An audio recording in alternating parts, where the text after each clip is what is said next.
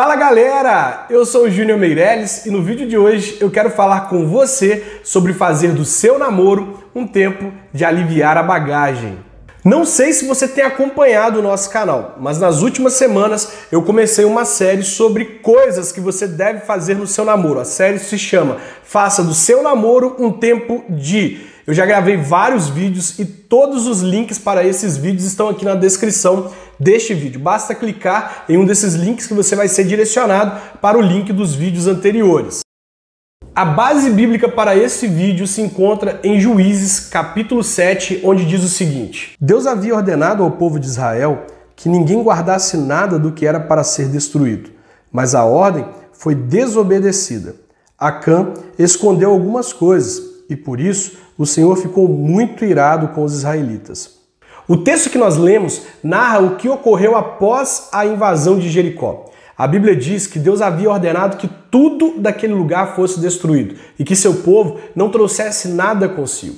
No entanto, Acã desobedeceu a ordem de Deus, trazendo consigo coisas que deveriam ter sido destruídas, coisas que deveriam ter sido deixadas para trás. E sabe que isso tem acontecido em muitos namoros? As pessoas estão levando do namoro para o casamento coisas que deveriam ter sido deixadas para trás. Estão levando em suas bagagens coisas que vão comprometer a felicidade do relacionamento e da família que eles estão construindo. Veja o que aconteceu com Acã e com a sua família por ele ter trago coisas para dentro de casa que não deveria ter trago. Aí Josué e todo o povo de Israel pegaram Acã, a prata, a capa, a barra de ouro, os seus filhos e filhas, os seus bois, jumentos, ovelhas, sua barraca e tudo o que eles tinham, e os levaram para o vale da desgraça. E Josué disse: por que é que você fez essa desgraça cair sobre nós? Agora o Senhor Deus vai fazer a desgraça cair sobre você. Em seguida, o povo matou Acã a pedradas. Eles apedrejaram e queimaram a sua família e tudo o que eles tinham. Percebe que Acã teve a sua família e tudo o que ele construiu ao longo da vida destruído porque trouxe coisas para dentro da sua casa que não deveria trazer? Para que isso não aconteça com você, para que isso não aconteça no seu relacionamento, é importante que você abra a sua bagagem e veja a bagagem da pessoa com quem você está se relacionando, para que vocês não tragam coisas para dentro do lar que vocês estão construindo que deveriam ficar fora dele. Portanto, é importante que vocês conheçam a bagagem um do outro. E no vídeo de hoje eu quero falar sobre isso, sobre a bagagem que cada pessoa traz consigo para o relacionamento. Eu gosto de pensar no namoro como o embarque para o casamento. Você já viajou de avião? Se a sua resposta é sim, você vai estar um pouco mais familiarizado com o que eu vou dizer aqui. Veja bem, antes de um passageiro entrar a bordo da aeronave, no avião, às vezes até mesmo antes dele entrar no saguão do aeroporto, ele precisa passar por um processo de desintoxicação. Esse procedimento de desintoxicação nada mais é que a verificação da bagagem que ele está levando consigo para o aeroporto e para a aeronave. Tanto o passageiro quanto as suas malas, elas são verificadas para saber se existe alguma coisa ali que pode comprometer a segurança e o sucesso daquela viagem.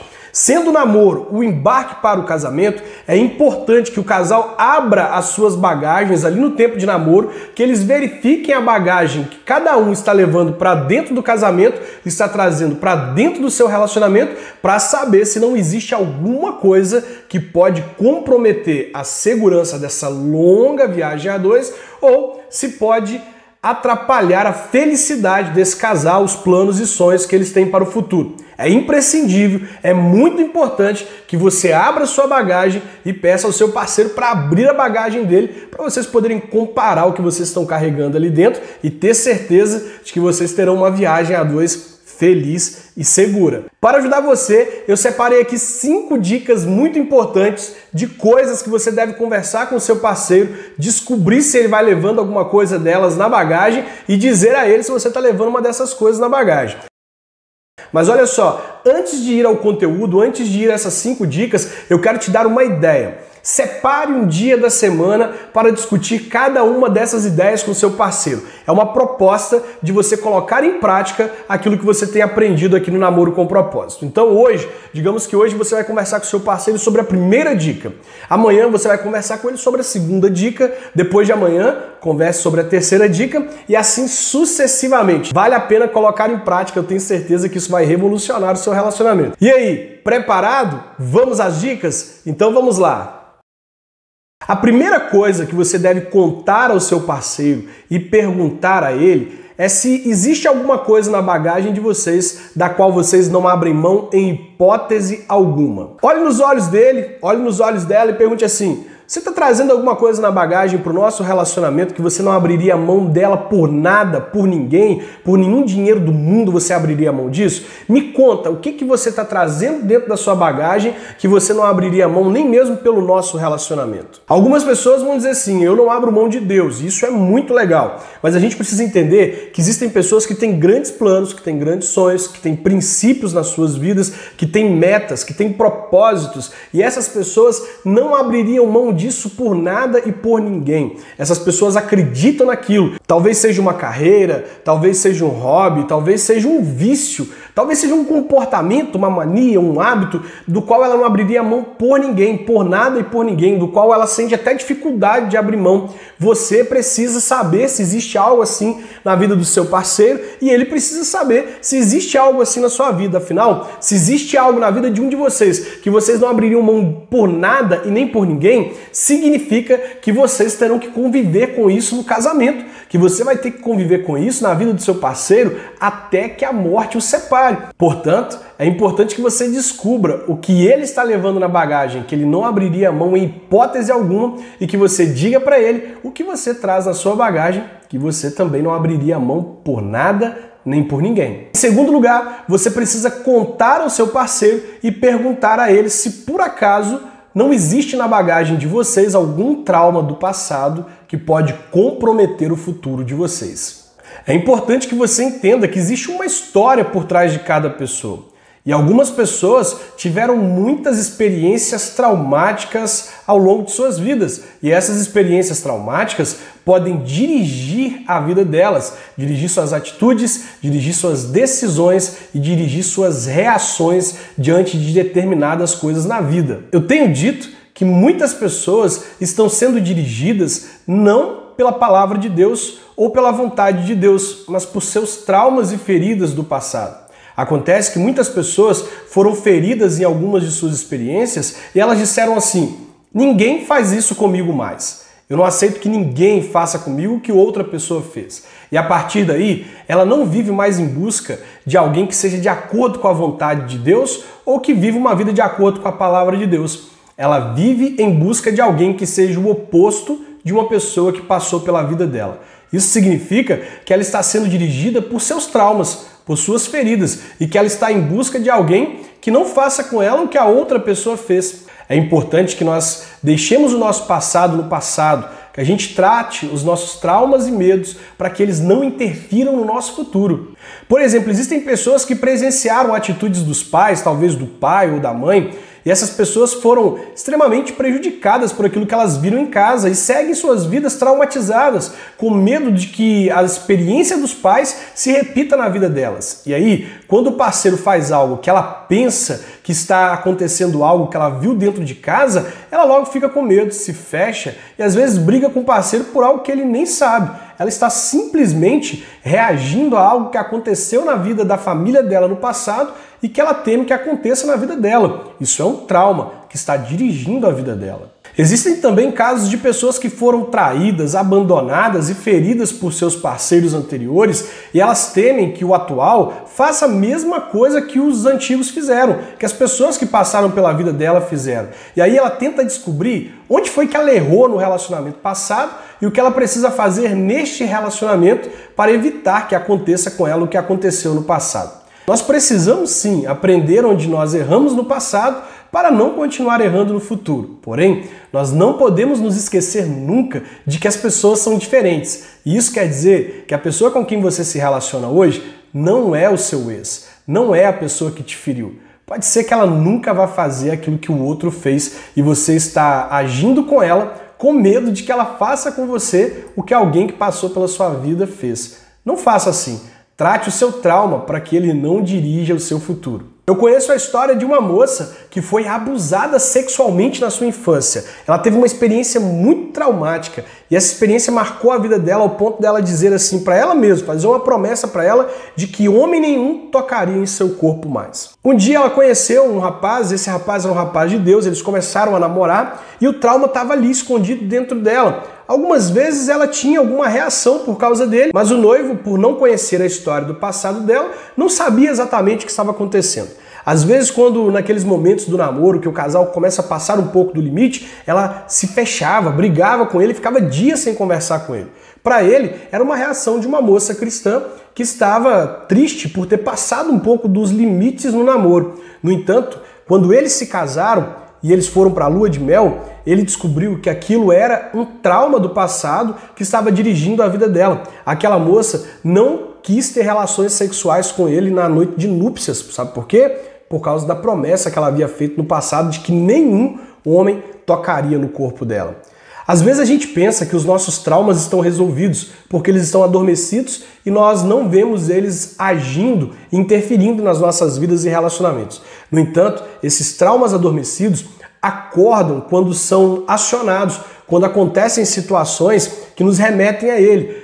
Situações muitas vezes inconscientes. E se nós não tratarmos eles e acreditarmos que eles estão curados porque estão adormecidos, eles podem acordar numa hora indesejada e acabar com aquilo que nós estamos construindo para a vida.